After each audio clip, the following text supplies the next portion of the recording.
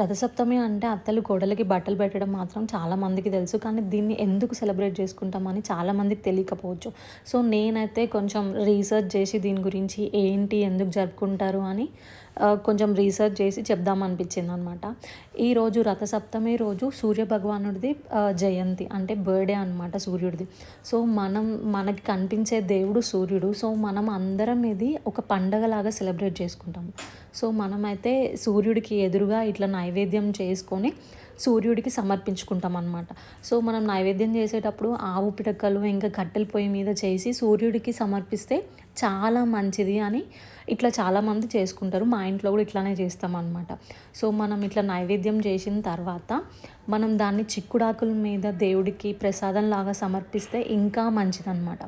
So, ఈ రోజు నుంచి అంటే రథసప్తమి రోజు నుంచి డే టైం ఎక్కువ ఉంటది. అంటే పగటిపూట ఎక్కువ ఉంటది. నైట్ టైం తక్కువ ఉంటదనమాట. సో, ఇంకా దీన్ని బట్టి మనం అర్థం చేసుకోవచ్చు మన సమ్మర్ స్టార్ట్ అయిపోయింది అని. సో, మంచిగా ఇట్లా ప్రసాదం చేసుకొని చిక్కుడాకుల మీద దేవుడికి నైవేద్యంలాగా ప్రసాదించి మనం ప్రసాదంలాగా తీసుకోవాలి. సో, దీనివల్ల మనం రథసప్తమి జరుపుకుంటున్నాం. అంటే సూర్యదేవుని జయంతి సందర్భంగా మనం రథసప్తమి జరుపుకుంటున్నాం అనమాట. సో, మీలో ఎంతమందికి ఇది తెలుసు అండ్ తెలియని వాళ్ళు కమెంట్ చేయండి. అండ్ తెలిసిన వాళ్ళు ఇంకా ఏమైనా ఉందా దీని వెనక అని స్టోరీ కామెంట్ చేసి చెప్పండి.